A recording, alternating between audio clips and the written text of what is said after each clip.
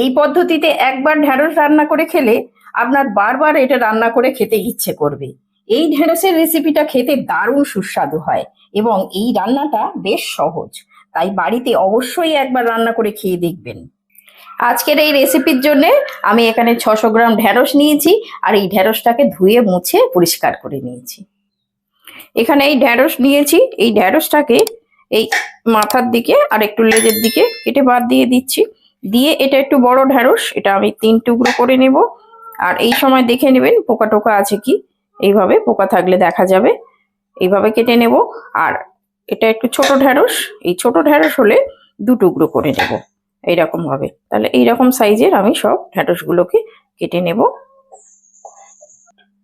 আমার সব ঢ্যাঁড়সগুলো কাটা হয়ে গেছে, আমি এইরকম সাইজ করে সবগুলোকে কেটে নিয়েছি। আর আপনারাও চেষ্টা করবেন একটু কচি ঢ্যাঁড়স নিতে। কচি ঢ্যাঁড়স নিলে কি হয়, এই রেসিপিটা খুব ভালো হয়। এই ঢ্যাঁড়সের মধ্যে আমি এবার কিছু মশলা মিশিয়ে নেব। এখানে কুচনো পেঁয়াজ খুব মিহি করে কুচিয়ে নিয়েছি, এখানে খানিকটা 2 চামচ মতো দিয়ে দিলাম পেঁয়াজ কুচো। এখানে ছোট চামচের হাফ চামচ হলুদ গুঁড়ো দিয়ে দিলাম, ছোট চামচের হাফ চামচ জিরে গুঁড়ো দিয়ে দিলাম, হাফ চামচ লাল লঙ্কার গুঁড়ো দিয়ে দিলাম, হাফ চামচ ধনে গুঁড়ো দিয়ে দিচ্ছি। আর খুব কম, হাফ চামচেরও মানে কম, একটু কালো গোলমরিচ গুঁড়ো দিয়ে দিচ্ছি। আর হাফ চামচ লবণ আমি এটা ছড়িয়ে দিচ্ছি। আর লাগছে 2 চামচ সর্ষের তেল। সর্ষের তেলটা আমি সবটা ঢেলে দিলাম। এবার এটা ভালো করে আমি হাত দিয়ে মাখিয়ে নেব। এই যে তেল মশলা সব যা দেয়া আছে ঢ্যাঁড়সের গায়ে যেন খুব ভালো করে লেগে যায়, সেইভাবে আমি আস্তে আস্তে করে খুব ভালো করে মাখিয়ে নিতে হবে।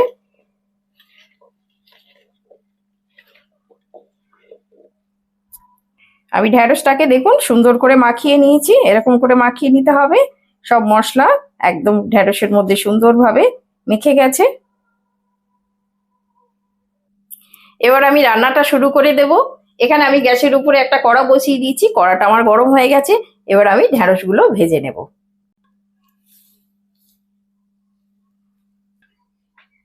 কড়াটা আমার গরম হয়ে গেছে। আর এই ঢ্যাঁড়সের মধ্যে যেহেতু তেল মশলা টশলা সব মেশানো আছে, সেই জন্য আমি কড়াইতে আর আলাদা করে তেল দিলাম না। এই ঢ্যাঁড়সগুলো এবার আমি কড়ার মধ্যে দিয়ে দেব, দিয়ে এটা ভেজে নেব।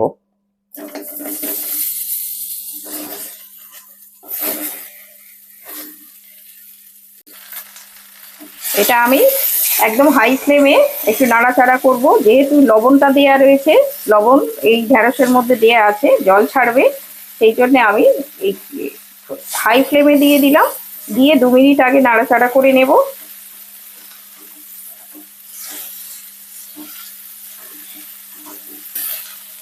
আমি 2 মিনিট একটু হাই ফ্লেমে ভেজে নিয়েছি। এবার আমি একটু লো টু মিডিয়াম করে দিয়েছি, দিয়ে আরো 3 মিনিট ভাজবো। এই ঢ্যাঁড়সটা মোটামুটি 80% এই ভাজতে ভাজতেই সিদ্ধ হয়ে যাবে। এইভাবে একটু ভেজে নেব। ঢ্যাঁড়স তো আপনারা অনেকভাবেই রান্না করে খেয়েছেন। আজকে আমি যে পদ্ধতিতে ঢ্যাঁড়স রান্না করছি, একবার এইভাবে রান্না করে খেয়ে দেখবেন, আশা করছি সবার খুব ভালো লাগবে। আর আমার এই রেসিপিটা যদি ভালো লেগে থাকে তাহলে একবার সাবস্ক্রাইব করে পাশে থাকবেন।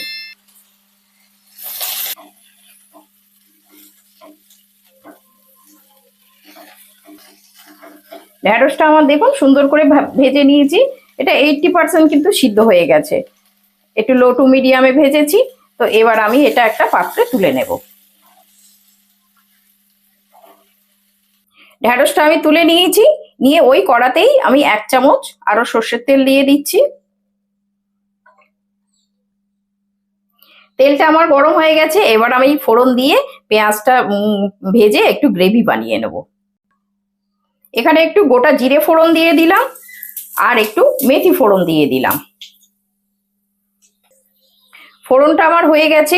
এখানে আমি 2টো মিডিয়াম সাইজের পেঁয়াজ কুচিয়ে নিয়েছিলাম, কিছুটা আমি ঢ্যাঁড়সের সঙ্গে দিয়েছি আর কিছুটা গ্রেভির জন্য রেখেছি, এটা তেলের মধ্যে দিয়ে দিচ্ছি।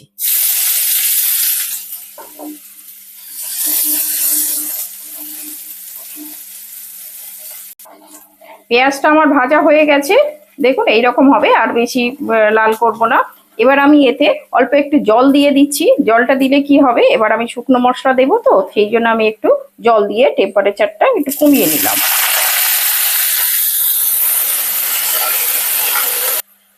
এখানে আমি 1 চামচ আদা দিয়ে দিলাম।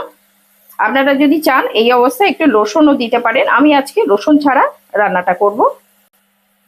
অল্প ছোট চামচের একদম হাফ চামচের কম একটু হলুদ গুঁড়ো দিয়ে দিলাম, হাফ চামচ ধনে গুঁড়ো দিয়ে দিলাম, আর হাফ চামচ জিরে গুঁড়ো দিয়ে দিলাম।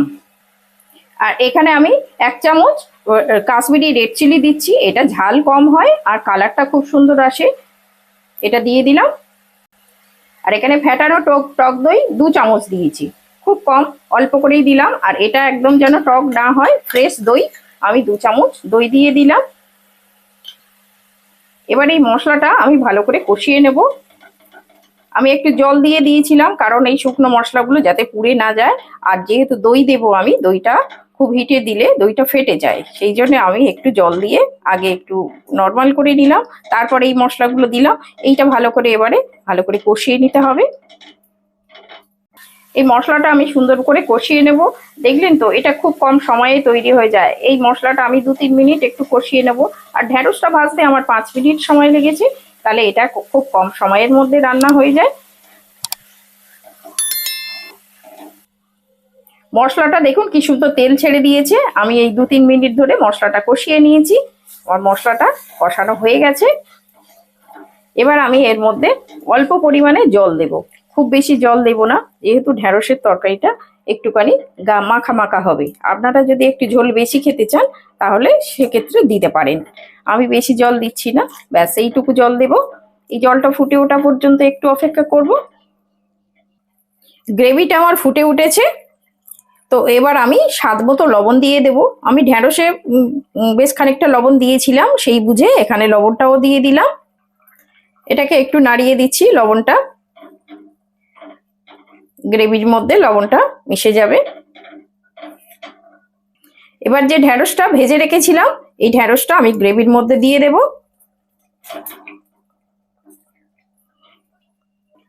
এবার এটা ঢ্যাঁড়স আর গ্রেভির সঙ্গে আমি মিশিয়ে দিচ্ছি, একটু মিশিয়ে নেব এইভাবে।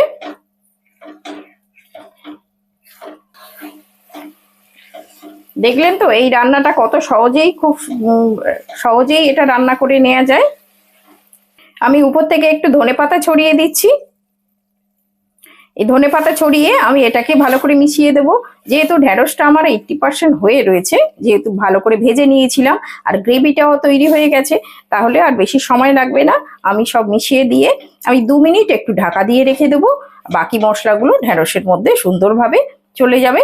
2 মিনিট পরে এসে আমি আবার দেখাচ্ছি। তাহলে আমি একটু ঢাকা দিয়ে দিলাম, 2 মিনিট একটু ফুটিয়ে দেব, আর এটা লো টু মিডিয়ামে ফোটাবো। 2 মিনিট হয়ে গেছে, আমি ঢাকনাটা খুলে নিচ্ছি। দেখুন কত সুন্দর হয়ে গেছে, আর এটা কত কম সময়ে আর কত কম উপকরণ দিয়ে তৈরি করে নিলাম। আশা করছি আমার এই রেসিপিটা আপনাদের বুঝতে কোথাও অসুবিধা হয়নি। আর এটা ভাত, রুটি, নান সবকিছুর সঙ্গেই খেতে পারবেন।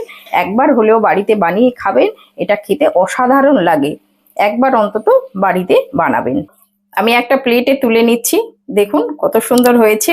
এটা দেখতে যত সুন্দর, খেতেও কিন্তু ঠিক ততটাই সুন্দর। পারলে একবার এইভাবে বাড়িতে বানিয়ে খেয়ে দেখবেন, প্রত্যেকের খুবই ভালো লাগবে।